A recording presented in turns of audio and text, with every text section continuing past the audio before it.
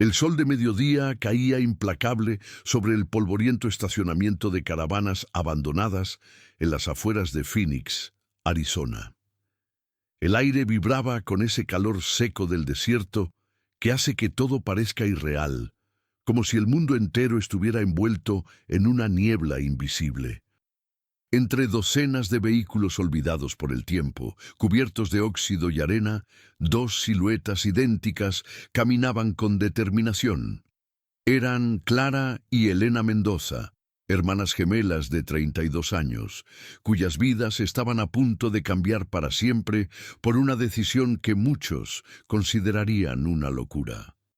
Si te gusta este tipo de historias sobre descubrimientos increíbles y segundas oportunidades, no olvides darle like a este video y suscribirte al canal para no perderte más contenido como este. Clara llevaba el cabello recogido en una cola de caballo práctica, mientras que Elena lo dejaba suelto sobre sus hombros. Esa era una de las pocas formas en que la gente podía distinguirlas. Compartían los mismos ojos color avellana, la misma estatura media, la misma forma de entrecerrar los ojos cuando algo les preocupaba, pero sus personalidades eran como el día y la noche. Clara era la pragmática, la que siempre tenía un plan de respaldo. Elena era la soñadora, la que veía posibilidades donde otros solo veían ruinas. Habían llegado a ese lugar siguiendo un anuncio que Elena había encontrado en un sitio web de subastas de bienes abandonados. Una caravana Airstream de 1978, sin uso aparente durante décadas, que sería subastada por apenas $3,000. El precio era ridículamente bajo, y eso debería haberles dado una pista. Pero Elena había convencido a Clara de que podían restaurarla y convertirla en un negocio de alquiler vacacional. Necesitaban desesperadamente un cambio en sus vidas. Las hermanas habían crecido en un pequeño apartamento de Tucson, criadas por su abuela después de que sus padres murieran en un accidente de tráfico cuando ellas tenían solo 7 años. La abuela Sofía les había enseñado el valor del trabajo duro, de la familia y de nunca rendirse, incluso cuando la vida te golpea con fuerza. Había trabajado limpiando casas durante 40 años para darles una educación. Falleció 3 años atrás, dejándoles como herencia una modesta suma de dinero que habían estado ahorrando cuidadosamente, esperando la oportunidad perfecta para invertirlo. Clara trabajaba como asistente administrativa en una empresa de contabilidad. El trabajo era estable pero monótono, un ciclo interminable de facturas, llamadas telefónicas y reuniones que parecían no llevar a ninguna parte. Elena era maestra de primaria, amaba a sus estudiantes, pero luchaba con el bajo salario y la creciente burocracia que le robaba tiempo de lo que realmente le importaba: enseñar. Ambas sentían que sus vidas estaban estancadas, como si estuvieran viendo pasar los años desde la ventana de un tren que alguien más conducía. La idea de la caravana había surgido durante una de sus noches de viernes compartidas, cuando se reunían en el pequeño apartamento de Clara para cenar y soñar en voz alta sobre lo que harían si tuvieran el coraje de cambiar sus vidas. Elena había mostrado el anuncio en su teléfono con los ojos brillantes de emoción. Una Airstream clásica, ese icono americano de la libertad y la aventura. Podían restaurarla, convertirla en algo hermoso y alquilarla a turistas que quisieran experimentar el auténtico estilo de vida del suroeste americano. Clara había sido escéptica al principio. Ninguna de las dos sabía nada sobre restauración de vehículos, pero Elena había hecho su tarea. Había investigado, había hablado con personas en foros de Internet, había calculado los costos. Y poco a poco, la resistencia de Clara se había debilitado. Tal vez su hermana tenía razón. Tal vez era hora de arriesgarse. La abuela Sofía siempre les decía que la vida era demasiado corta para vivir con miedo. Así que allí estaban, en ese páramo de metal oxidado y sueños abandonados, buscando la caravana que habían ganado en la subasta en línea. El encargado del depósito, un hombre mayor llamado Harold, con piel curtida por décadas de sol del desierto, las guió a través del laberinto de vehículos. Harold mascaba tabaco y escupía ocasionalmente en el suelo polvoriento mientras caminaba, sus botas levantando pequeñas nubes de arena con cada paso. Finalmente se detuvo frente a una Airstream que había conocido días mejores, mucho mejores. La característica carrocería de aluminio brillante estaba opaca y manchada, con abolladuras en varios lugares. Una de las ventanas estaba agrietada. Las llantas estaban completamente desinfladas y el vehículo se inclinaba ligeramente hacia un lado como un barco varado. Pero la estructura parecía sólida y eso era lo que importaba. Elena ya estaba sonriendo, viendo más allá de la superficie deteriorada hacia el potencial que yacía debajo. Clara, en cambio, sintió que su estómago se hundía. $3,000 podría no parecer mucho, pero era dinero que no podían permitirse perder. Habían gastado otros 2,000 en obtener los permisos necesarios y preparar un espacio en el terreno de un amigo donde podían trabajar en la restauración. Harold les entregó las llaves, o más bien, una sola llave oxidada atada a un llavero descolorido con el logo de un antiguo casino de Las Vegas. Les explicó que la caravana había sido abandonada allí hacía casi 15 años. El dueño anterior había dejado de pagar las cuotas del espacio de estacionamiento y nunca respondió a los intentos de contacto. Después de cumplir con todos los requisitos legales, el depósito finalmente pudo subastarla. Las hermanas se quedaron solas con su nueva adquisición. El silencio entre ellas era pesado, lleno de preguntas no formuladas. Clara finalmente suspiró y se acercó a la puerta. La llave giró con resistencia en la cerradura, raspando contra el metal oxidado. La puerta se abrió con un chirrido que pareció resonar por todo el depósito. El interior era peor de lo que habían imaginado. Un olor a humedad y abandono les golpeó inmediatamente, haciéndolas retroceder. Cuando sus ojos se ajustaron a la penumbra, pudieron ver el desastre. Los asientos estaban cubiertos de moho. Las cortinas colgaban en jirones. Había manchas de agua por todas partes. El suelo estaba cubierto de polvo y escombros, y algo que parecían ser excrementos de ratón. Elena entró primero, su optimismo inquebrantable incluso ante la devastación. Clara la siguió más lentamente, tratando de calcular mentalmente cuánto costaría limpiar y restaurar todo esto. Los números que aparecían en su cabeza no eran alentadores.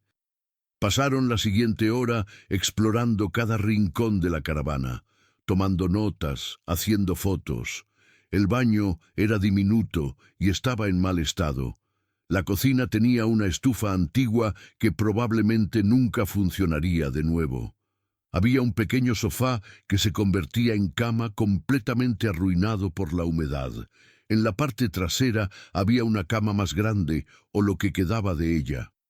El colchón estaba tan deteriorado que parecía más un experimento científico de microorganismos que un lugar para dormir. Necesitarían reemplazar casi todo. Los paneles de madera habían absorbido humedad y se habían deformado. El sistema eléctrico tendría que ser completamente renovado. Las tuberías probablemente estaban corroídas, pero la estructura de aluminio estaba sorprendentemente intacta. Eso era algo. Clara estaba a punto de sugerir que tal vez habían cometido un terrible error cuando Elena gritó desde la parte trasera de la caravana. El tono de su voz hizo que el corazón de Clara se acelerara.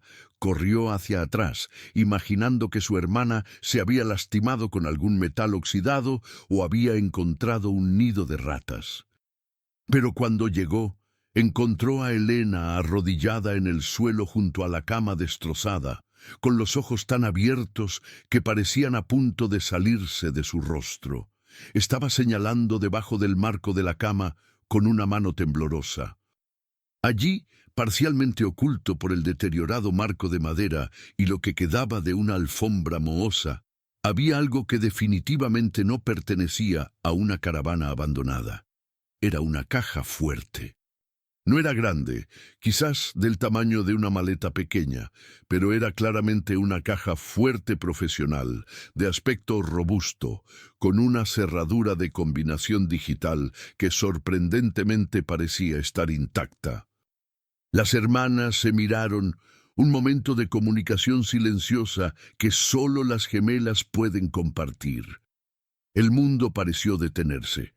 El calor del desierto, el olor a moho, todo desapareció.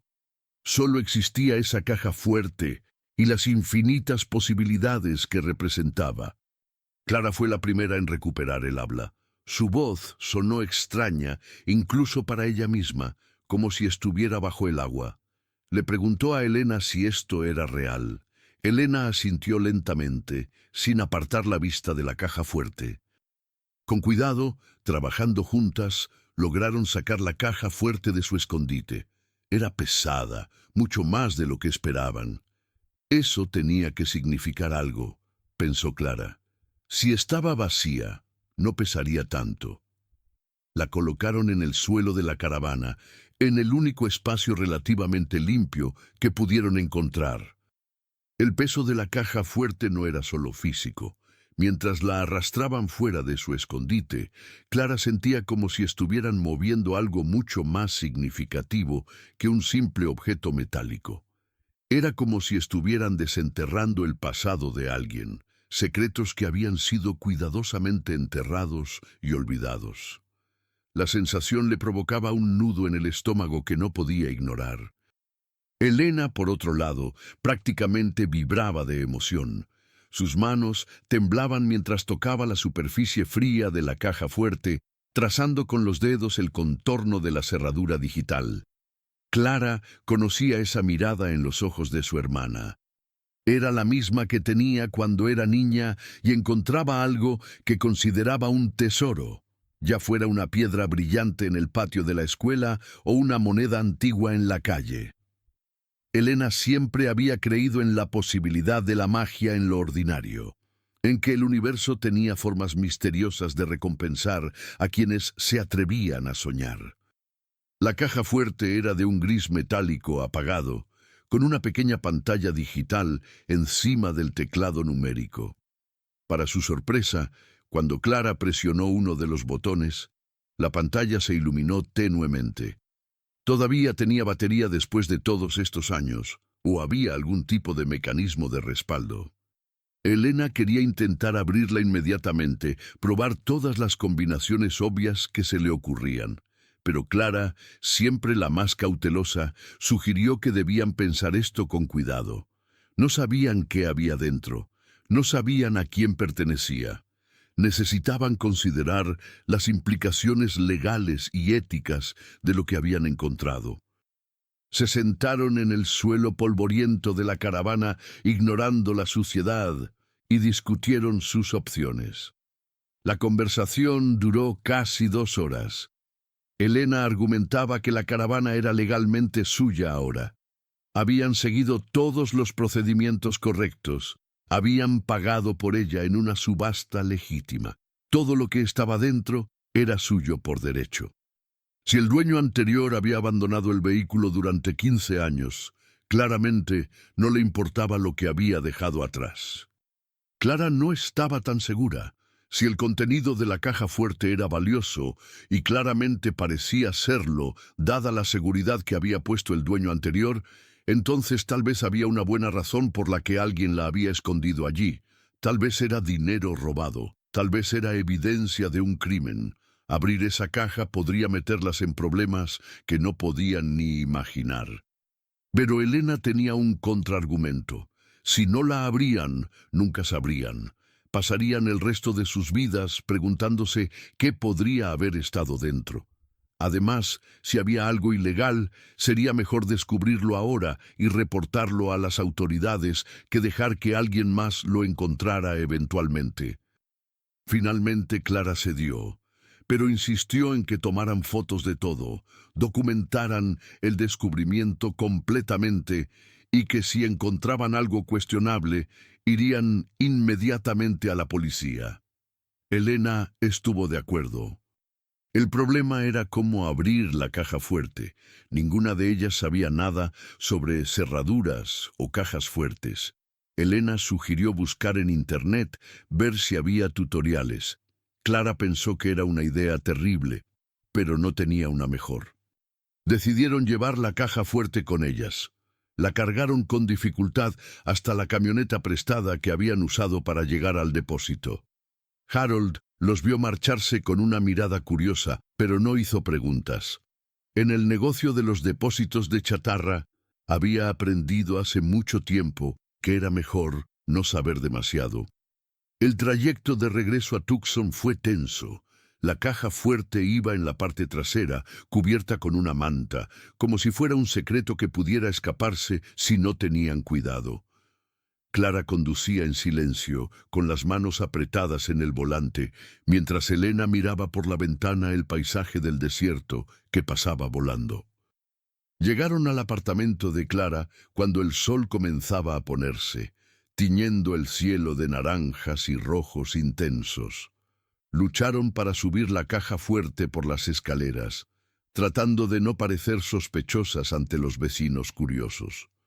Una vez dentro, la colocaron en medio de la sala de estar y ambas se dejaron caer en el sofá, agotadas tanto física como emocionalmente. Elena preparó café mientras Clara buscaba en Internet información sobre cajas fuertes. Lo que descubrieron no fue alentador. Ese modelo en particular era conocido por ser prácticamente imposible de forzar sin herramientas especializadas. Intentar taladrarla o romperla podría destruir lo que hubiera dentro. Su mejor opción era encontrar la combinación o contratar a un cerrajero profesional. La idea de contratar a alguien las ponía nerviosas. Tendrían que explicar cómo habían obtenido la caja fuerte, y eso podría generar preguntas incómodas. Decidieron intentar primero por su cuenta. Durante las siguientes horas probaron todas las combinaciones obvias que se les ocurrían, fechas de cumpleaños comunes, secuencias numéricas simples, patrones en el teclado. Nada funcionaba. Con cada intento fallido, la frustración crecía. Elena comenzó a hacer sugerencias cada vez más absurdas, y Clara tuvo que recordarle que solo tenían un número limitado de intentos antes de que la caja fuerte se bloqueara permanentemente.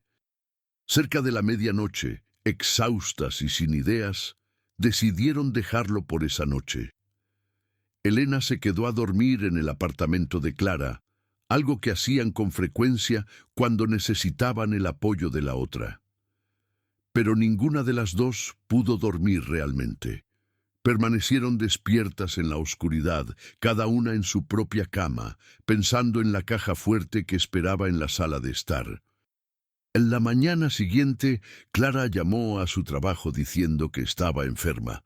Elena hizo lo mismo con su escuela. Sabían que era irresponsable, pero la necesidad de resolver el misterio de la caja fuerte consumía cada uno de sus pensamientos. Era como si nada más importara hasta que supieran qué había dentro. Pasaron el día investigando, leyendo foros en línea sobre técnicas de apertura de cajas fuertes, viendo videos de expertos en seguridad explicando diferentes métodos. Aprendieron más de lo que nunca pensaron que necesitarían saber sobre cerraduras de combinación, mecanismos de seguridad y construcción de cajas fuertes. Fue Elena quien finalmente tuvo la idea. Si el dueño anterior había abandonado la caravana hace 15 años, tal vez había dejado alguna pista sobre la combinación en algún lugar del vehículo. Muchas personas escribían sus códigos importantes en lugares que pensaban que eran secretos, pero que en realidad eran bastante obvios. Esa tarde volvieron al depósito con una determinación renovada. Harold parecía sorprendido de verlas de nuevo tan pronto. Les dijo que la caravana seguiría allí por unos días más hasta que arreglaran el transporte para llevársela. Tenían tiempo.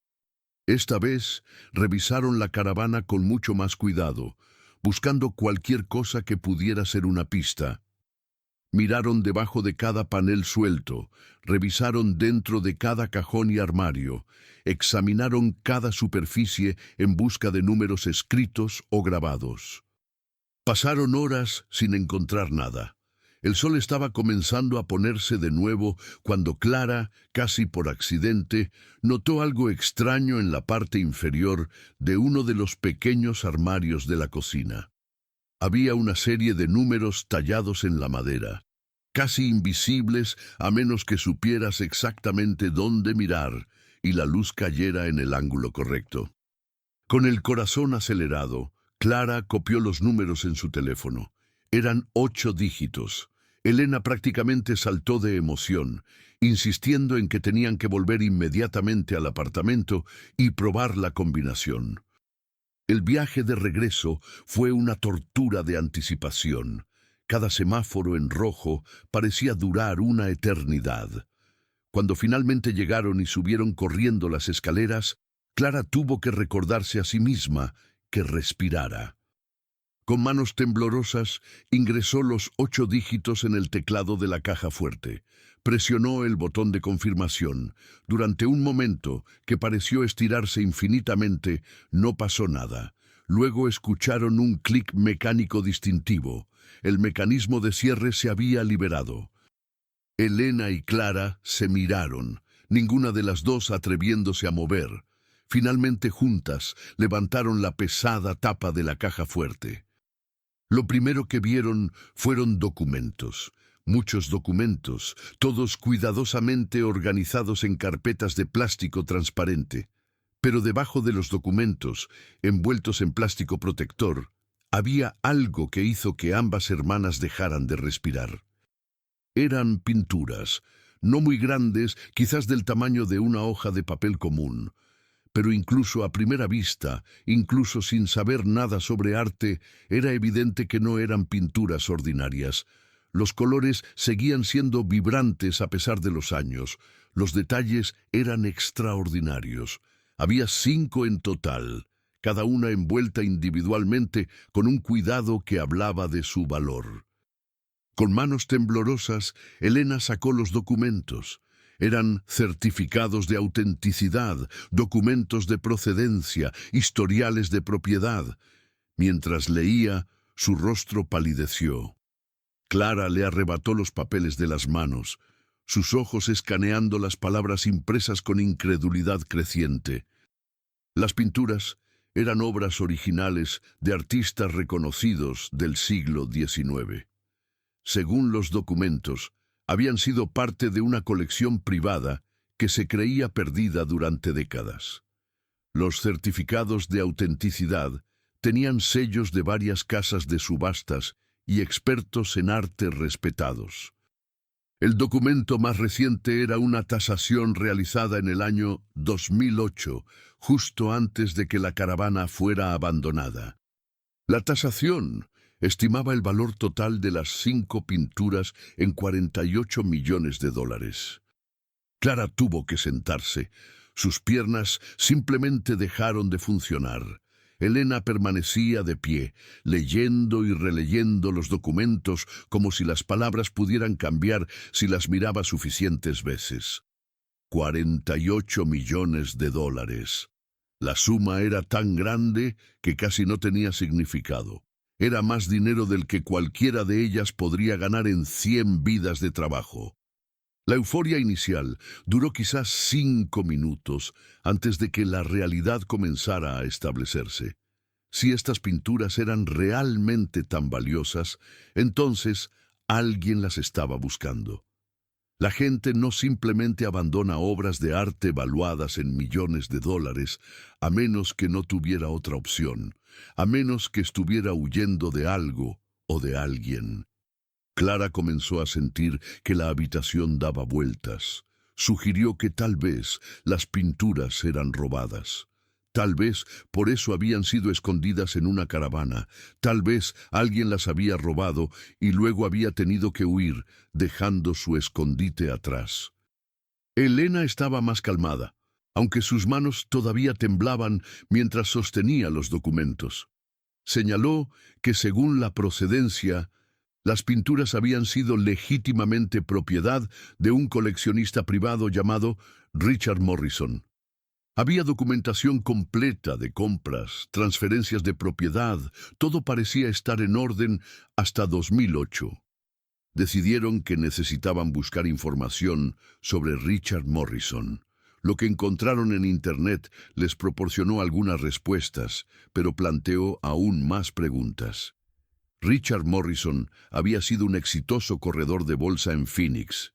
En 2008, justo antes del colapso financiero, había desaparecido. Se creía que había huido del país después de que surgieran acusaciones de fraude de inversión. Nunca fue encontrado ni enfrentó cargos formales. Los artículos de noticias mencionaban que Morrison era un ávido coleccionista de arte, pero no había mención específica de estas pinturas en particular. Parecía que su colección de arte nunca había sido completamente catalogada públicamente, probablemente para evitar impuestos o por privacidad. Las hermanas pasaron toda esa noche investigando, tratando de entender la situación legal en la que se encontraban. Cuanto más leían sobre leyes de propiedad, bienes abandonados y obras de arte robadas, más confusas se sentían. Necesitaban ayuda profesional, pero no sabían en quién confiar. Al día siguiente, Clara recordó a un antiguo cliente de la firma de contabilidad donde trabajaba. Era un abogado llamado David Chen, especializado en derecho comercial y de propiedad. Siempre había sido amable con ella, y Clara tenía la sensación de que era alguien honesto. Decidieron arriesgarse. La reunión con David fue en su oficina, un espacio profesional pero acogedor, en el centro de Tucson. Cuando Clara y Elena le explicaron la situación, su expresión pasó de la curiosidad al asombro y finalmente a una seriedad profesional. Les hizo prometer que no habían hablado con nadie más sobre el descubrimiento. David les explicó que su situación legal era complicada, pero no necesariamente negativa. Habían adquirido la caravana legalmente a través de una subasta pública después de que el propietario anterior la abandonara. En Arizona, como en la mayoría de los estados, hay leyes específicas sobre propiedad abandonada. Generalmente, si sigues los procedimientos correctos y el propietario original no reclama el bien dentro de un período específico, la propiedad pasa legalmente al nuevo propietario. Sin embargo, las obras de arte eran un caso especial.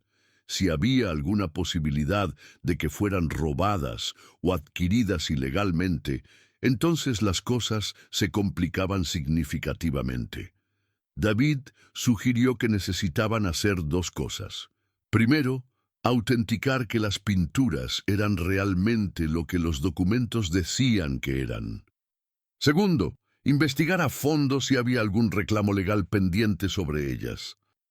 David conocía a una experta en arte llamada Margaret Sullivan, que dirigía una galería en Scottsdale. Ella podría examinar las pinturas y darles una opinión profesional sobre su autenticidad y valor. También podría ayudarles a navegar el proceso de verificar la procedencia de las obras. 3 días después, Clara y Elena se encontraron en la elegante galería de Margaret, un espacio de techos altos con paredes blancas inmaculadas y piso de cemento pulido. Margaret era una mujer de unos 60 años, con cabello gris plateado cortado en un elegante bob y gafas de diseñador. Irradiaba una autoridad tranquila que inmediatamente hizo que las hermanas se sintieran tanto confiadas como un poco intimidadas. Cuando las hermanas llegaron a la galería, llevando las pinturas envueltas en mantas y guardadas en una bolsa deportiva ordinaria, Margaret las recibió personalmente en la entrada. La expresión de la experta cambió cuando Clara y Elena explicaron nerviosamente lo que traían.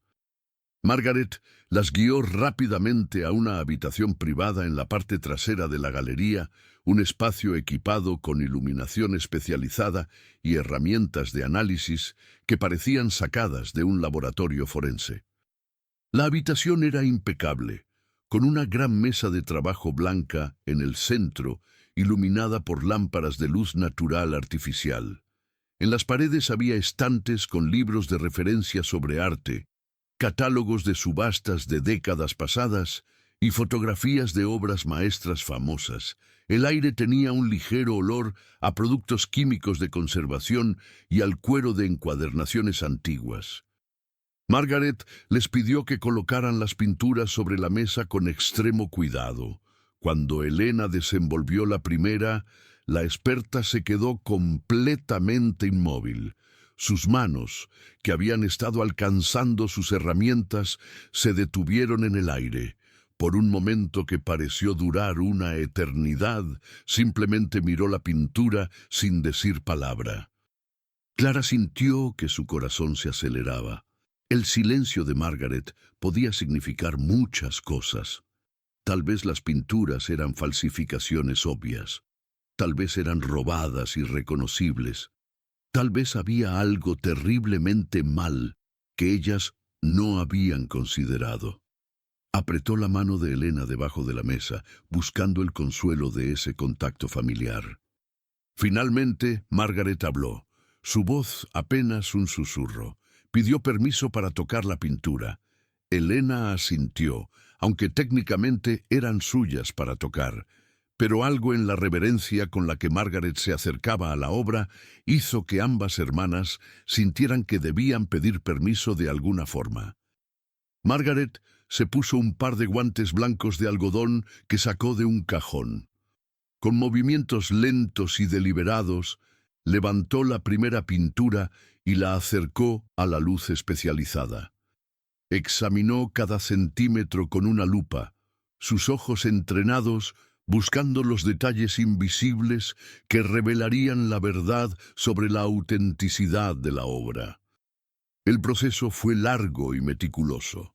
Margaret utilizó una variedad de herramientas, microscopios digitales que proyectaban imágenes ampliadas en una pantalla de computadora, luz ultravioleta que revelaba capas ocultas de pintura y restauraciones, espectrómetros portátiles que analizaban la composición química de los pigmentos sin dañar la obra.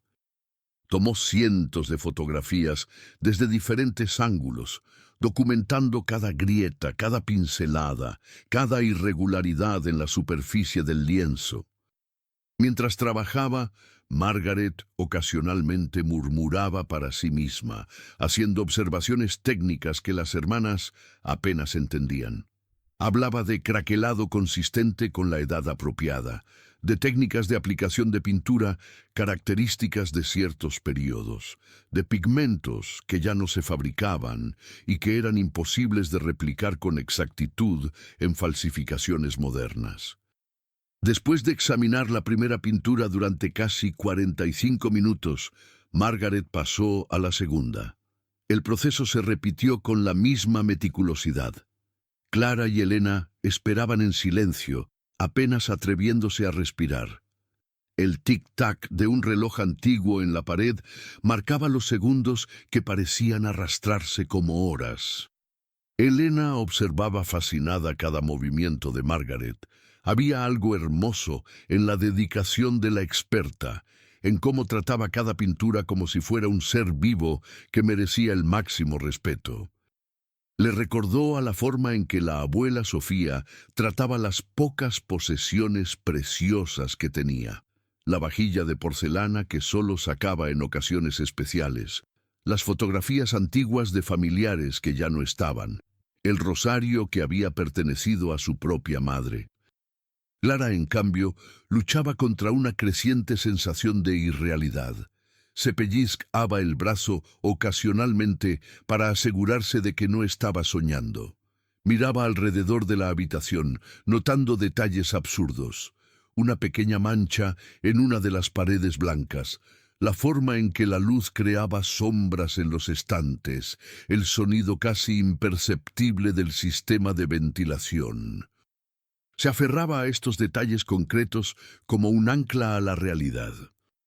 Cuando Margaret finalmente terminó de examinar las 5 pinturas, ya habían pasado más de 3 horas. Las hermanas tenían los músculos tensos de estar sentadas inmóviles durante tanto tiempo. Margaret se quitó los guantes con cuidado y se quitó las gafas, frotándose el puente de la nariz, donde habían dejado una pequeña marca roja. Se sentó frente a las hermanas y por primera vez desde que comenzó el examen, hizo contacto visual directo con ellas. Su expresión era compleja, una mezcla de asombro profesional, emoción contenida y algo más que las hermanas no podían identificar. Tal vez era envidia o nostalgia, o simplemente la satisfacción profunda de alguien que había dedicado su vida al estudio del arte y se encontraba frente a ejemplos extraordinarios. Margaret comenzó explicando su proceso de autenticación. Les habló de cómo las pinturas antiguas desarrollaban patrones característicos de envejecimiento que eran casi imposibles de falsificar convincentemente. Les mostró en las fotografías ampliadas cómo las grietas en la superficie de la pintura formaban patrones que eran consistentes con siglos de expansión y contracción natural debido a cambios de temperatura y humedad. Les explicó sobre el análisis de pigmentos. Los pintores del siglo XIX usaban materiales que en muchos casos ya no estaban disponibles o habían sido prohibidos por su toxicidad. Algunos azules, por ejemplo, contenían compuestos de cobalto en proporciones que los falsificadores modernos raramente replicaban correctamente. Los rojos a menudo incluían pigmentos derivados de minerales específicos extraídos de minas que ya no operaban. Margaret también les habló sobre estilo y técnica. Cada pintor tenía una forma única de aplicar la pintura, patrones en las pinceladas que eran tan distintivos como una huella digital. Los expertos podían identificar la mano de un maestro específico observando la forma en que construían las sombras, cómo mezclaban los colores directamente sobre el lienzo, la secuencia en que aplicaban las capas de pintura. Después de esta explicación detallada, Margaret hizo una pausa. El silencio en la habitación era absoluto. Luego, con una sonrisa pequeña pero genuina, pronunció las palabras que cambiarían todo para Clara y Elena. Margaret examinó las pinturas durante casi 2 horas, usando una variedad de herramientas e instrumentos que las hermanas nunca habían visto. Tomó fotografías microscópicas, examinó las firmas, estudió la técnica y los materiales. Finalmente, se quitó las gafas y las miró con una expresión que era difícil de interpretar. Las pinturas eran auténticas. Margaret estaba casi completamente segura, aunque recomendaba pruebas adicionales para confirmación absoluta. Basándose en su experiencia y en la condición de las obras, estimaba que la tasación de 2008 era conservadora. En el mercado actual, estas pinturas podrían valer incluso más, posiblemente hasta $60 millones. El resto de la reunión fue un borrón para Clara y Elena. Margaret explicó el proceso que necesitarían seguir para verificar la procedencia completa, contactar a las casas de subastas mencionadas en los documentos, verificar con bases de datos internacionales de arte robado. Sería un proceso largo, probablemente tomaría meses. Las semanas siguientes fueron una montaña rusa emocional. David trabajaba con Margaret para verificar cada detalle de la historia de las pinturas. Contactaron a las casas de subastas en Nueva York y Londres que habían autenticado las obras previamente. Todas confirmaron la legitimidad de sus certificados. Verificaron con el FBI y con la Interpol que las pinturas no estaban listadas como robadas. Cada día traía nuevos descubrimientos, nuevas confirmaciones, pero también nuevas complicaciones. Margaret descubrió que una de las pinturas había sido exhibida brevemente en el Museo Metropolitano de Arte de Nueva York en 1993, como parte de una exposición privada de obras de coleccionistas. Había fotografías del catálogo de la exposición que mostraban la misma pintura con una pequeña placa que identificaba al propietario como la colección Morrison. David rastreó registros de aduanas que mostraban que Richard Morrison había importado legalmente las pinturas de Europa en diferentes momentos entre 1970 y 2000. Cada importación estaba documentada con los permisos apropiados, evaluaciones de valor para propósitos aduaneros y certificados de exportación de los países de origen. Pero el proceso de verificación también reveló momentos de tensión y duda. Hubo una semana particularmente difícil cuando un registrador de arte en Londres sugirió que una de las pinturas podría haber sido parte de una colección confiscada por los nazis durante la Segunda Guerra Mundial. La posibilidad de que las pinturas tuvieran ese tipo de historia oscura hizo que Clara y Elena se sintieran físicamente enfermas. Durante esos 7 días de incertidumbre, apenas dormían. Elena dejó de ir a trabajar, incapaz de mantener la fachada de normalidad frente a sus estudiantes. Clara continuaba yendo a la oficina, pero era como un zombi, cometiendo errores en tareas simples que normalmente hacía sin pensar. Ambas habían perdido peso, sus rostros demacrados reflejaban el estrés constante. Pasaban horas investigando sobre arte robado durante la guerra, leyendo historias desgarradoras de familias judías que habían perdido no solo sus vidas, sino también su patrimonio cultural.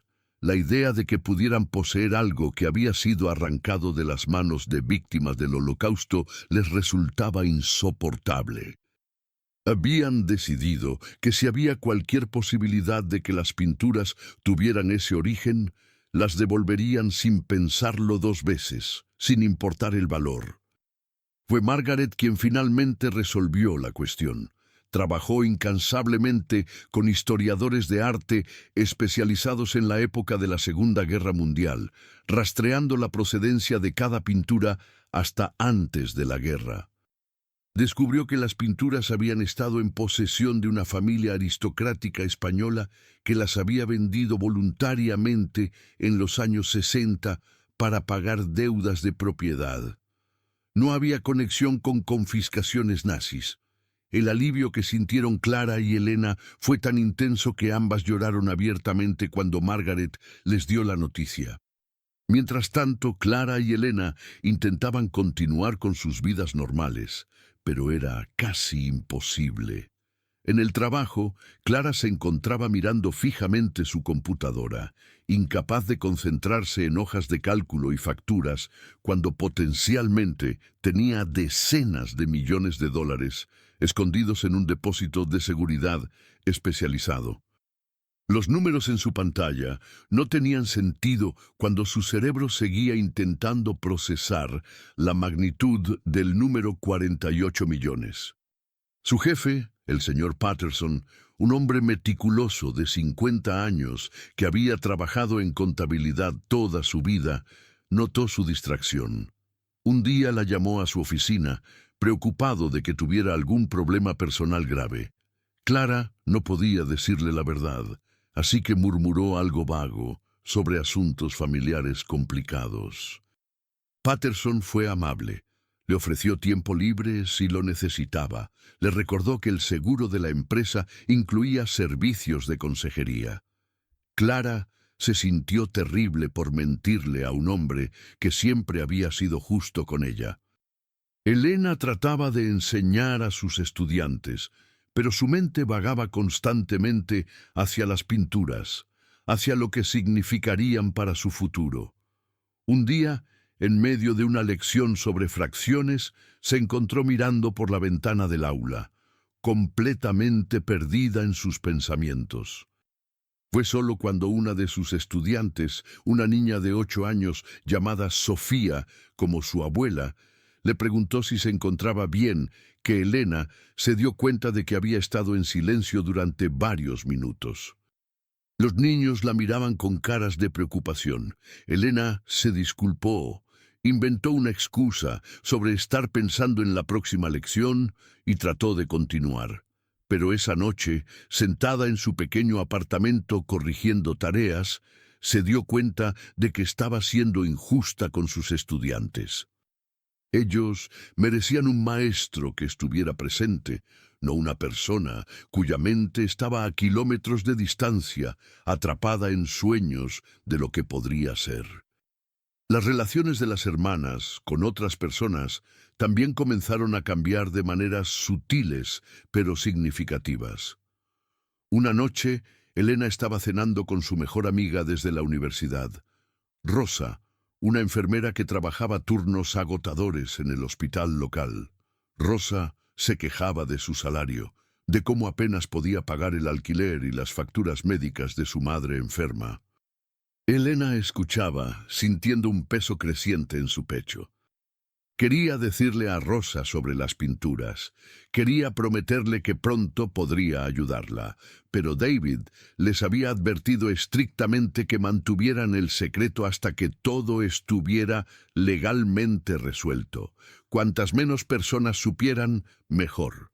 Así que Elena se quedó callada, ofreciendo solo palabras de consuelo que se sentían vacías e insuficientes. Clara enfrentaba dilemas similares. Su vecino del apartamento de abajo, el señor Ramírez, un jubilado de 70 años que vivía con una pensión mínima, le mencionó casualmente que probablemente tendría que mudarse pronto porque el propietario iba a aumentar el alquiler. Clara sabía que con su futura riqueza podría comprar todo el edificio sin pestañear, pero no podía decir nada todavía. Se sentía como si estuviera viviendo una mentira, sonriendo y asintiendo mientras guardaba un secreto que cambiaba todo. Por las noches se reunían y hablaban durante horas sobre lo que harían si realmente podían quedarse con las pinturas. Al principio, las fantasías eran extravagantes y poco realistas. Elena soñaba con comprar una isla privada donde pudieran construir un resort ecológico.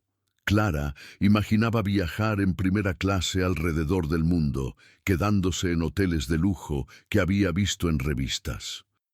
Pero gradualmente, mientras la realidad de su situación se asentaba, sus sueños se volvieron más realistas y más significativos. Elena empezó a investigar sobre métodos educativos alternativos, leyendo sobre escuelas Montessori y Waldorf, sobre programas que enfatizaban el desarrollo emocional tanto como el académico. Tomaba notas compulsivamente, llenando cuadernos con ideas para su escuela soñada. Clara comenzó a aprender sobre filantropía estratégica, leía artículos sobre fundaciones exitosas, estudiaba cómo organizaciones benéficas efectivas maximizaban el impacto de cada dólar donado. Descubrió que dar dinero de manera que realmente ayudara a las personas era mucho más complicado de lo que había imaginado. No se trataba solo de escribir cheques, se trataba de entender sistemas, de crear cambios sostenibles, de trabajar con comunidades en lugar de simplemente dar limosnas desde arriba. Una noche, mientras estaban sentadas en el pequeño balcón del apartamento de Clara, compartiendo una botella de vino barato, Elena hizo una pregunta que había estado rondando en su mente durante semanas. Le preguntó a Clara si realmente merecían esta fortuna. No habían hecho nada especial para ganarla, no habían trabajado más duro que millones de otras personas. Simplemente habían tenido suerte, una suerte increíble e inexplicable. Clara no tenía una buena respuesta. Ella también había luchado con esa pregunta. Pensaba en su abuela, que había trabajado hasta que su cuerpo casi se rompió para darles una vida digna. Pensaba en Rosa, su amiga enfermera, que salvaba vidas y apenas podía pagar sus cuentas. Pensaba en el señor Patterson, su jefe, que había trabajado en contabilidad durante 30 años y todavía estaba pagando su hipoteca. Ninguna de estas personas merecía menos que ella y Elena. La culpa del superviviente, eso es como lo llamaba, aunque nadie había muerto. Era la sensación de que habías recibido algo maravilloso que otros merecían igualmente, pero no recibirían. Era saber que tu buena fortuna era puramente accidental, no ganada por mérito o virtud. Elena compartió que había estado leyendo sobre ganadores de lotería, sobre cómo muchos de ellos terminaban destruyendo sus vidas. El dinero repentino no traía felicidad automáticamente. De hecho, a menudo traía problemas que nadie anticipaba. Relaciones arruinadas por envidia o expectativas, identidad perdida cuando ya no necesitabas trabajar. Aislamiento de personas que te veían de manera diferente. Esa conversación marcó un punto de inflexión para ambas. Se dieron cuenta de que tenían que pensar cuidadosamente no solo en qué harían con el dinero, sino en quiénes querían ser como personas ricas. No querían convertirse en caricaturas, en ricos desconectados de la realidad. Querían mantener su humanidad, su empatía, su conexión con las luchas de las personas comunes, porque ellas mismas habían sido personas comunes toda su vida. Clara quería asegurarse de que su familia nunca tuviera que preocuparse por dinero de nuevo. Quería crear un fondo para ayudar a niños como ellas que habían perdido a sus padres y necesitaban apoyo. Elena soñaba con abrir su propia escuela, un lugar donde pudiera enseñar de la manera que siempre había creído que era correcta, sin las limitaciones de la burocracia y los presupuestos insuficientes. Pero también había momentos de miedo, noches en las que Clara se despertaba con el corazón acelerado, convencida de que alguien vendría a reclamar las pinturas. Días en los que Elena se preguntaba si todo esto era demasiado bueno para ser verdad, si de alguna manera iban a descubrir que las pinturas eran falsificaciones o que había algún problema legal que les impediría quedárselas. Hubo un incidente particularmente aterrador 3 semanas después de haber encontrado las pinturas. Clara estaba sola en su apartamento una noche cuando escuchó pasos en el pasillo afuera de su puerta. Los pasos se detuvieron justo frente a su apartamento. Durante 5 minutos, que se sintieron como horas, Clara se quedó paralizada en su sofá, su teléfono en la mano lista para llamar al 911, escuchando. Su mente conjuraba escenarios terribles. Tal vez alguien había descubierto lo de las pinturas. Tal vez Richard Morrison no estaba realmente muerto. Tal vez tenía socios criminales que venían a recuperar su propiedad. Finalmente escuchó el sonido de una llave en una puerta diferente. Era simplemente el señor Ramírez llegando tarde a casa, deteniéndose en el pasillo para buscar sus llaves en el bolsillo. Pero el susto dejó a Clara temblando durante 1 hora después. Llamó a Elena, quien vino inmediatamente y se quedó la noche, las dos acurrucadas en el sofá como cuando eran niñas y tenían pesadillas.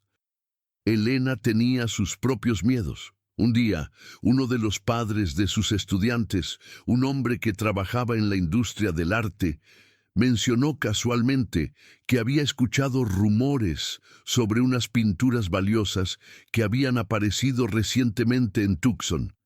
Elena sintió que la sangre se le helaba. Trató de actuar normal. Preguntó vagamente sobre los detalles mientras su corazón latía tan fuerte que estaba segura de que todos en la habitación podían escucharlo. Resultó que el hombre estaba hablando de una colección completamente diferente, obras contemporáneas que un coleccionista local había adquirido. Pero el momento de pánico le recordó a Elena cuán frágil era su secreto, cómo una palabra equivocada en el lugar equivocado podría cambiar todo. Las hermanas también tuvieron que lidiar con la creciente paranoia sobre la seguridad. Las pinturas estaban en una bóveda de seguridad profesional, pero aún así se preocupaban constantemente. Clara verificaba varias veces al día el correo electrónico de la empresa de seguridad, buscando cualquier alerta.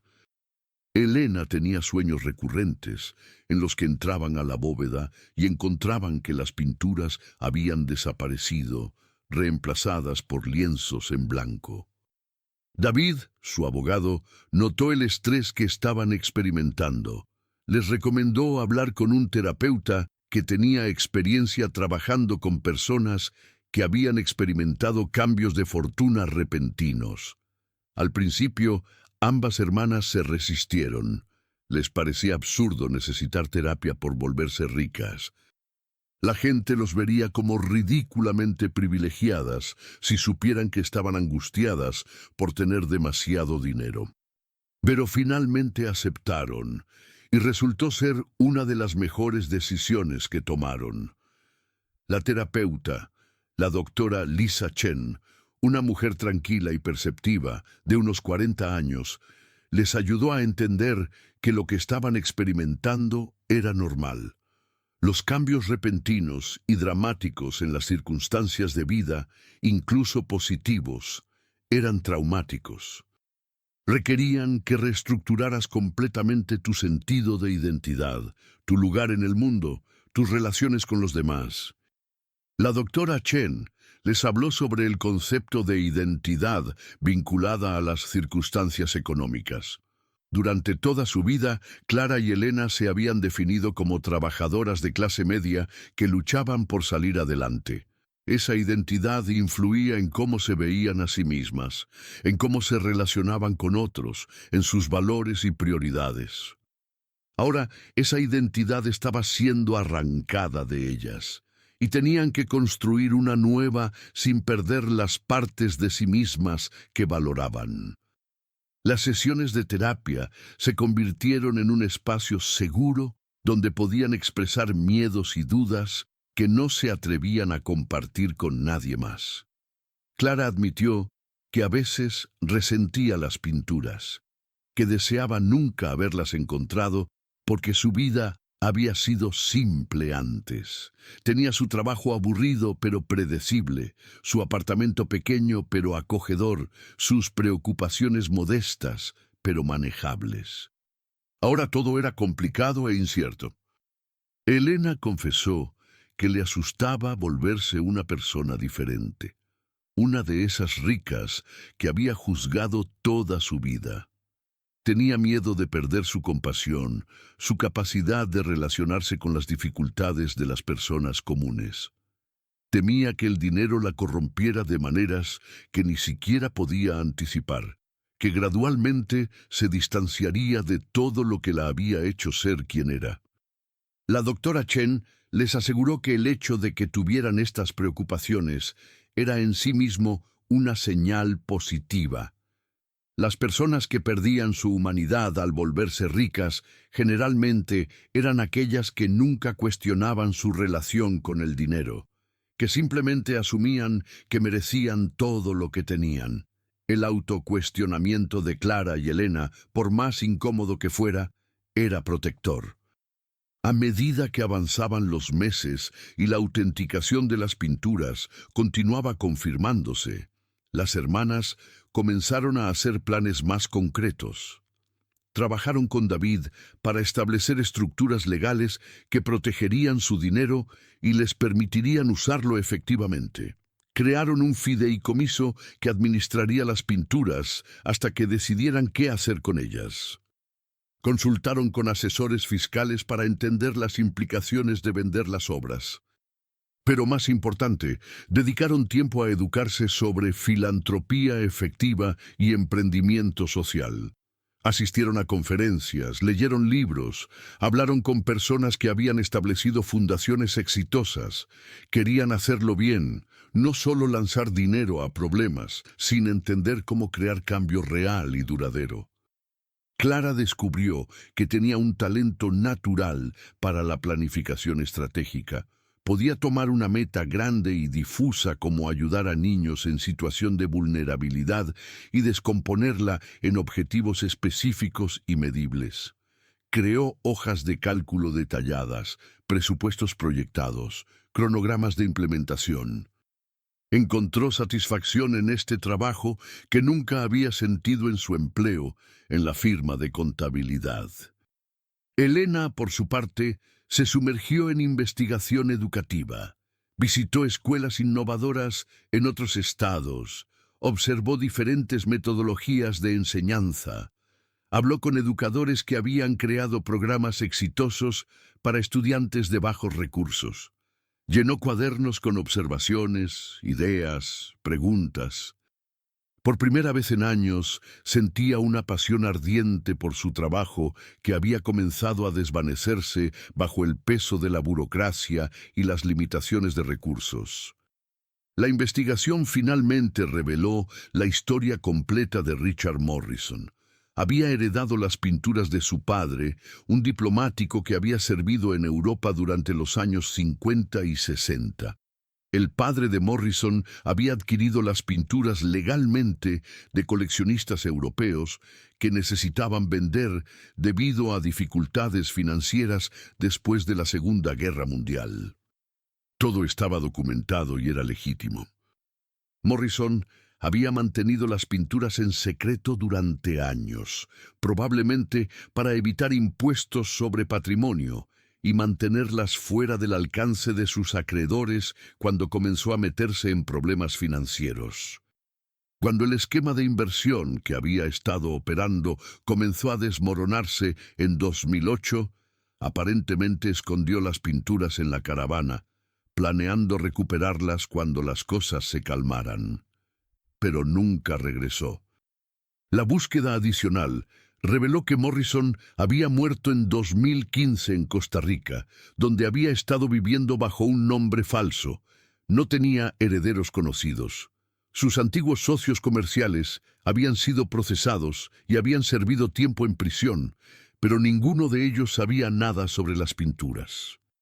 Legalmente, según explicó David, la situación era clara.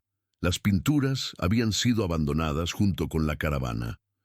Clara y Elena habían adquirido la caravana legalmente. No había reclamos pendientes sobre las obras. Eran, para todos los efectos legales, las legítimas propietarias de pinturas valuadas en decenas de millones de dólares. La noticia debería haberlas hecho saltar de alegría, y por un momento lo hizo. Se abrazaron y lloraron de felicidad y alivio, pero luego, sentadas en la oficina de David, la realidad comenzó a instalarse. Sus vidas iban a cambiar completamente. Nada volvería a ser lo mismo. David les explicó que tenían varias opciones. Podían vender las pinturas inmediatamente a través de una casa de subastas importante. Eso les daría una suma enorme de dinero de una sola vez, aunque tendrían que pagar impuestos sustanciales. Podían vender algunas y quedarse con otras como inversión a largo plazo. Podían incluso donarlas a museos y obtener beneficios fiscales significativos. Necesitaban tiempo para pensar y planificar cuidadosamente. Las hermanas decidieron no apresurarse. Habían esperado décadas viviendo vidas modestas. Podían esperar un poco más para tomar la decisión correcta. David les ayudó a organizar almacenamiento seguro para las pinturas en una bóveda especializada mientras decidían su próximo paso. Durante los siguientes meses, Clara y Elena pasaron por un proceso de adaptación que era tanto emocionante como aterrador. Tuvieron que aprender sobre gestión de patrimonio, planificación fiscal, inversiones. David les conectó con asesores financieros de confianza que les ayudaron a entender las implicaciones de su nueva riqueza. pero también tuvieron que lidiar con cambios más personales y complejos. Clara comenzó a notar que algunos de sus compañeros de trabajo actuaban diferente con ella después de que la noticia de su descubrimiento se filtrara, como inevitablemente sucedía con estas cosas. Algunos estaban genuinamente felices por ella, pero otros parecían resentidos o repentinamente demasiado amigables, de maneras que se sentían falsas. Elena enfrentaba desafíos similares en su escuela. Algunos de los otros maestros comenzaron a hacer comentarios sobre cuándo dejaría su trabajo ahora que era rica. Los padres empezaron a tratarla diferente, como si su situación financiera cambiara de alguna manera su capacidad para enseñar a sus hijos. Las hermanas se dieron cuenta de que la riqueza venía con complicaciones que nunca habían considerado. Las personas las veían diferente ahora. Había una distancia que no existía antes, una barrera invisible creada por el conocimiento de que tenían acceso a recursos que la mayoría de la gente solo podía soñar. Una noche, sentadas en el balcón del apartamento de Clara, viendo el atardecer sobre Tucson, hablaron honestamente sobre sus miedos. Elena admitió que le asustaba que el dinero las cambiara, que de alguna manera las hiciera olvidar de dónde venían o qué era realmente importante. Clara confesó que se sentía culpable, como si no mereciera esta buena fortuna cuando tantas personas trabajaban duro toda su vida y nunca conseguían salir adelante. Fue entonces cuando decidieron qué hacer. No iban a esconderse de su buena suerte, pero tampoco iban a dejar que los definiera. Venderían 3 de las 5 pinturas, lo suficiente para asegurar su futuro financiero y realizar los sueños que habían discutido. Las otras 2 las donarían a museos públicos en Arizona para que todos pudieran disfrutarlas. Establecerían una fundación en memoria de su abuela Sofía, dedicada a ayudar a niños que habían perdido a sus padres. La fundación proporcionaría becas educativas, apoyo para tutores legales y recursos para asegurar que estos niños tuvieran las mismas oportunidades que cualquier otro. Elena abriría su escuela, pero sería una escuela que sirviera a comunidades de bajos recursos, donde niños que de otra manera no tendrían acceso a educación de calidad pudieran prosperar. Clara dejaría su trabajo en la firma de contabilidad, pero usaría sus habilidades para ayudar a administrar la fundación y la escuela. La subasta de las 3 pinturas se realizó 6 meses después del descubrimiento. Fue un evento internacional, con coleccionistas y representantes de museos de todo el mundo compitiendo por las obras. Al final, las 3 pinturas se vendieron por un total de $42 millones, superando incluso las estimaciones más optimistas. Después de impuestos y comisiones, Clara y Elena se encontraron con más dinero del que jamás habían imaginado posible. Pero para entonces ya habían hecho las paces con su nueva realidad. No eran las mismas mujeres que habían entrado en esa caravana abandonada meses atrás. El proceso de establecer la fundación fue largo y complicado. Tuvieron que aprender sobre leyes de organizaciones sin fines de lucro, contratar personal, crear estructuras administrativas. Pero con cada paso sentían que estaban honrando la memoria de su abuela y cumpliendo un propósito que iba más allá de ellas mismas. Decidieron llamarla Fundación Sofía, en honor a su abuela. El proceso de establecer la fundación les enseñó que el mundo de la filantropía era más complejo y en algunos aspectos más corrupto de lo que habían imaginado. Había consultores que prometían resultados milagrosos por tarifas exorbitantes. Había organizaciones que parecían dedicar más recursos a sus propias operaciones administrativas que a ayudar a las personas que supuestamente servían. Pero también Descubrieron un mundo lleno de personas dedicadas y apasionadas, que trabajaban incansablemente para hacer una diferencia.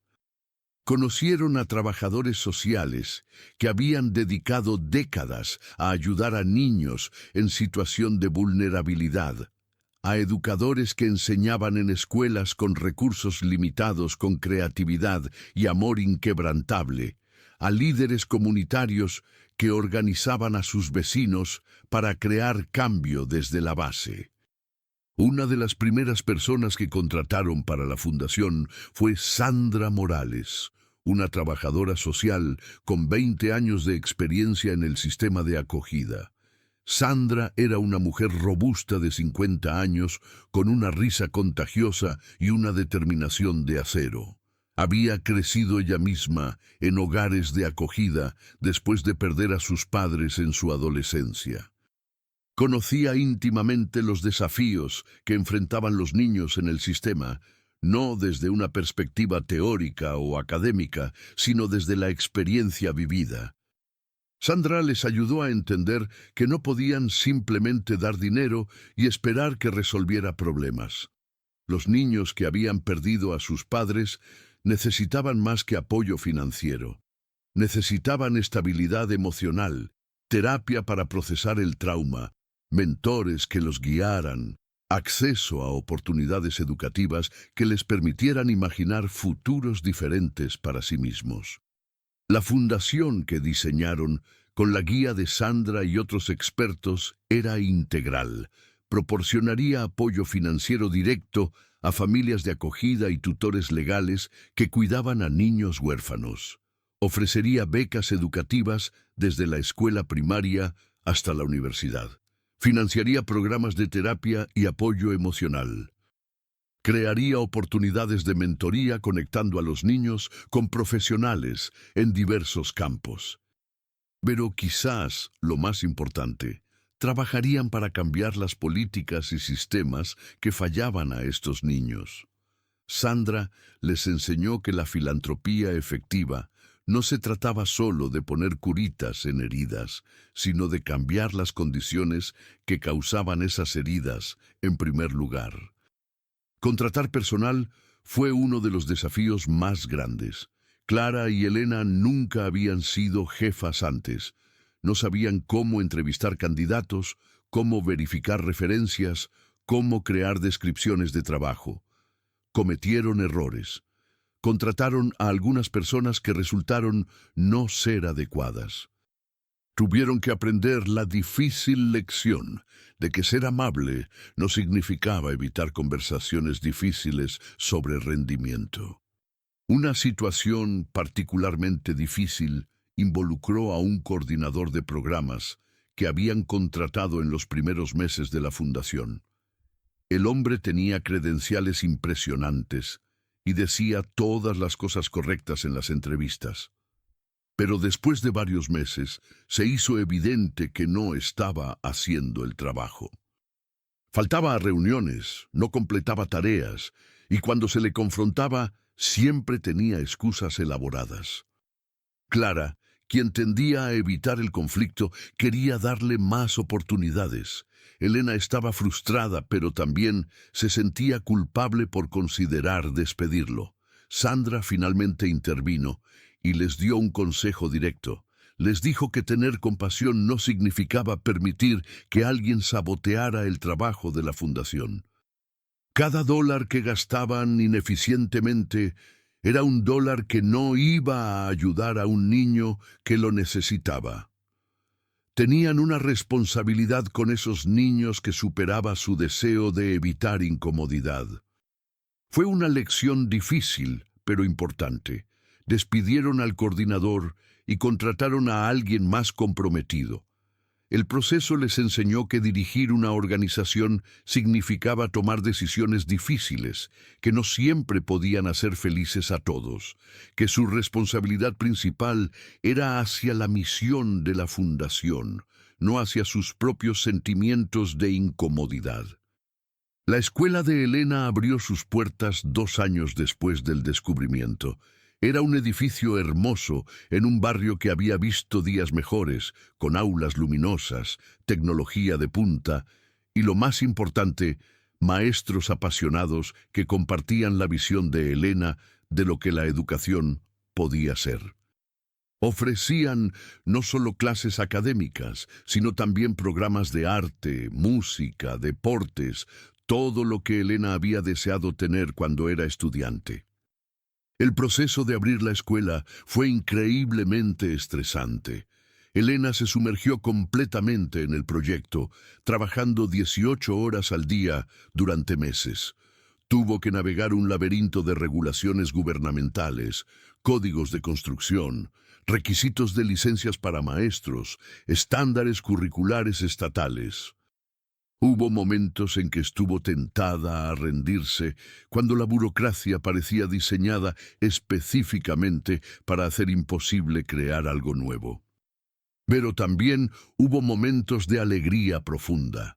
El día que pintaron las aulas y el edificio comenzó a transformarse de un espacio vacío a un lugar vibrante lleno de color.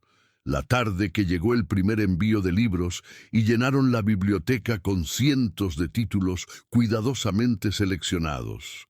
La mañana que entrevistaron maestros y Elena conoció a educadores que compartían su pasión y visión. Decidieron llamarla Academia Esperanza. El nombre reflejaba su creencia fundamental de que la educación era sobre dar esperanza a los niños, sobre mostrarles que sus circunstancias actuales no tenían que definir su futuro. La Academia Esperanza no sería solo otra escuela. Elena diseñó un modelo que abordaba las necesidades completas del niño. Ofrecían comidas nutritivas porque sabían que muchos niños llegaban con hambre. Proporcionaban servicios de consejería en el sitio porque entendían que los traumas y el estrés impedían el aprendizaje. Tenían un programa de apoyo familiar que ayudaba a los padres con empleo, vivienda y otras necesidades, porque sabían que los niños prosperaban cuando sus familias tenían estabilidad. Las clases eran pequeñas, nunca más de 15 estudiantes por maestro.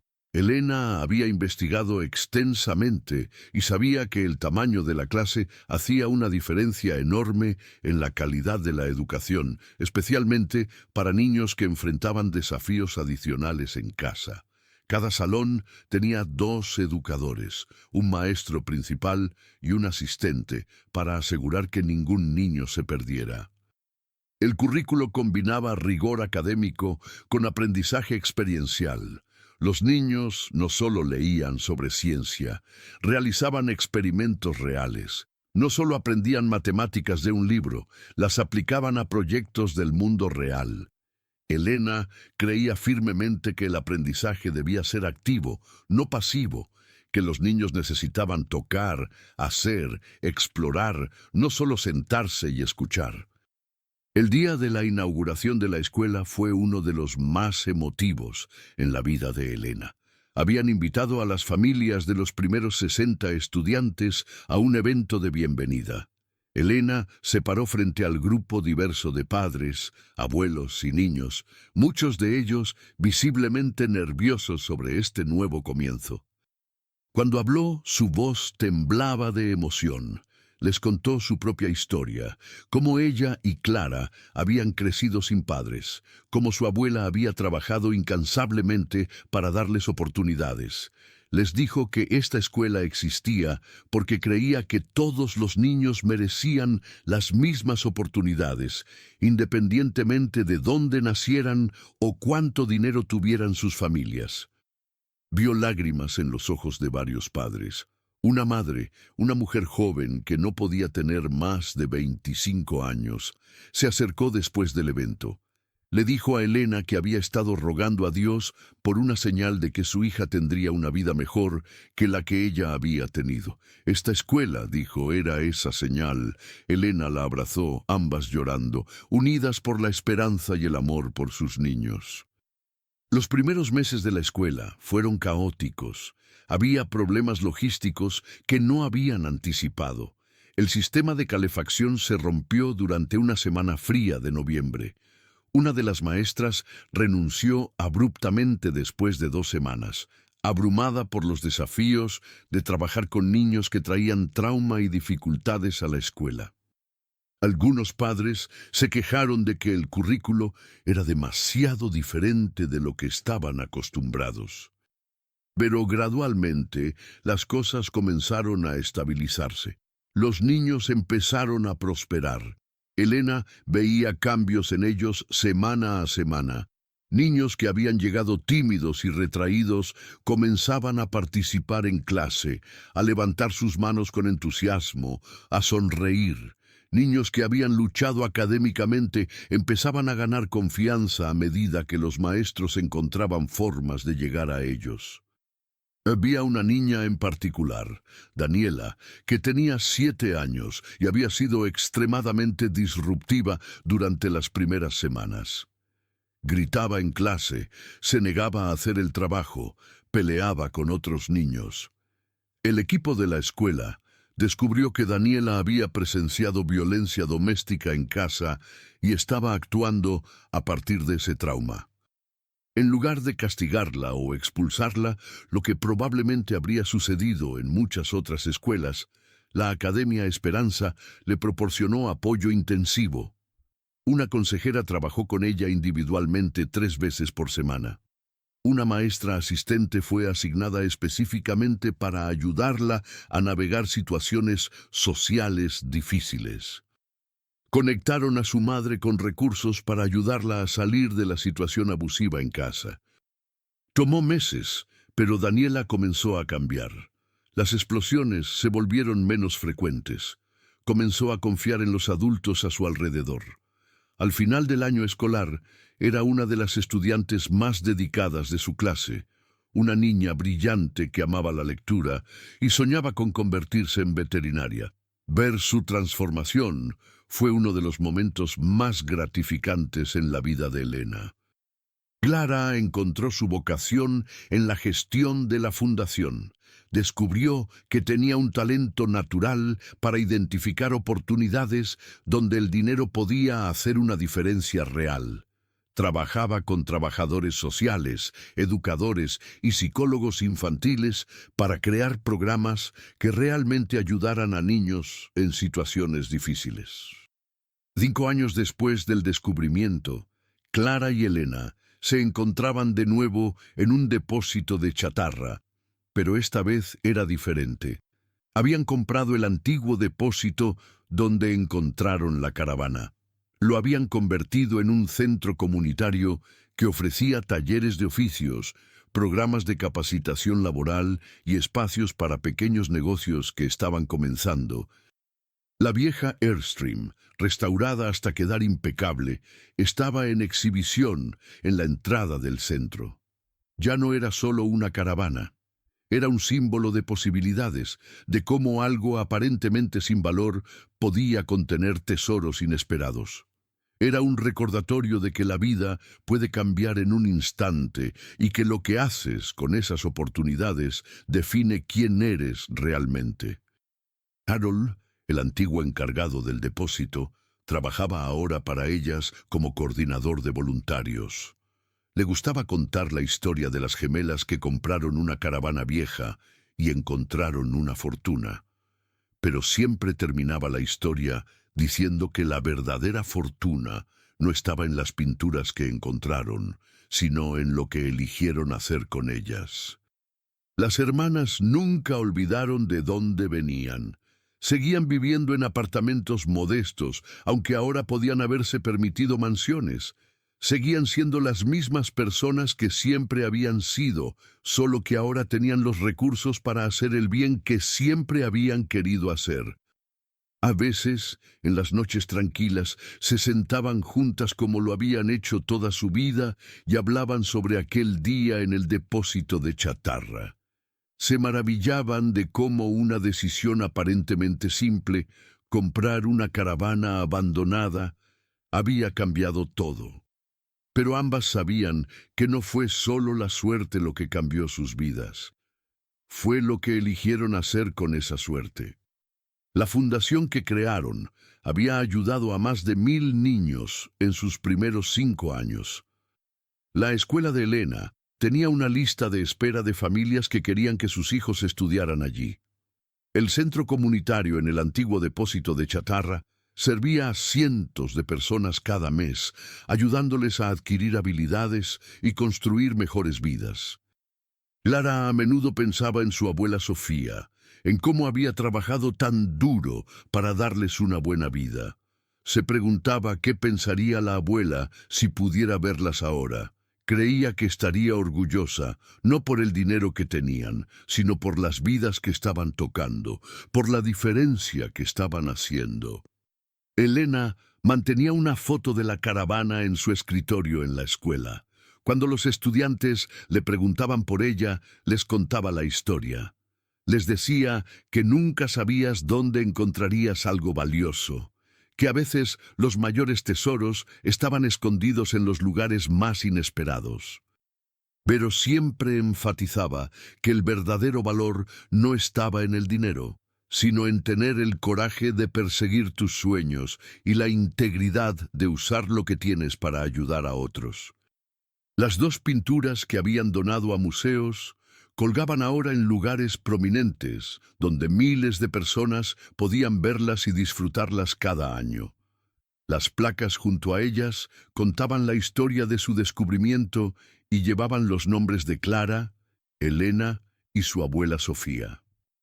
Habían pasado de ser dos mujeres trabajadoras ordinarias que sentían que sus vidas estaban estancadas a ser filántropas respetadas que estaban haciendo una diferencia real en su comunidad. Pero en los momentos tranquilos, cuando era solo las dos, seguían siendo simplemente Clara y Elena, hermanas gemelas que se apoyaban mutuamente, que compartían sueños y miedos, que recordaban de dónde venían y nunca olvidaban lo afortunadas que habían sido. La caravana abandonada les había dado mucho más que pinturas valiosas. Les había dado la oportunidad de convertirse en las personas que siempre habían querido ser. Les había mostrado que a veces los mayores tesoros no son los que encuentras, sino los que creas con lo que has encontrado. Y sobre todo, les había enseñado que la verdadera riqueza no se mide en dólares, sino en las vidas que tocas y la diferencia que haces en el mundo. 7 años después del descubrimiento, Clara y Elena se sentaron una tarde en la oficina de la fundación, rodeadas de fotografías de los niños cuyas vidas habían tocado. Había cientos de rostros sonrientes en las paredes. Niños que habían recibido becas, familias que habían encontrado estabilidad, jóvenes que ahora estaban en la universidad persiguiendo sueños que una vez parecieron imposibles. Estos eran los momentos que hacían que todo valiera la pena, no los saldos bancarios o las propiedades que poseían, sino estas historias de transformación, estas vidas que habían sido cambiadas porque ellas habían elegido usar su buena fortuna de manera significativa. Las hermanas habían aprendido que el dinero era simplemente una herramienta, no te hacía mejor o peor persona. No te daba automáticamente propósito o felicidad. Lo que importaba era cómo elegías usarlo, qué valores guiaban tus decisiones, si permanecías conectado con tu humanidad o la perdías en la búsqueda de más. Habían aprendido que el verdadero lujo no era los viajes exóticos o los autos caros o las casas grandes. Era la libertad de elegir cómo pasar tu tiempo. Era poder trabajar en algo que amabas y que importaba. Era tener los recursos para ayudar cuando veías una necesidad. Era la paz mental que venía de vivir de acuerdo con tus valores. La relación entre las hermanas también había evolucionado. Los primeros años después del descubrimiento habían sido estresantes, y hubo momentos en que ese estrés había tensado su vínculo.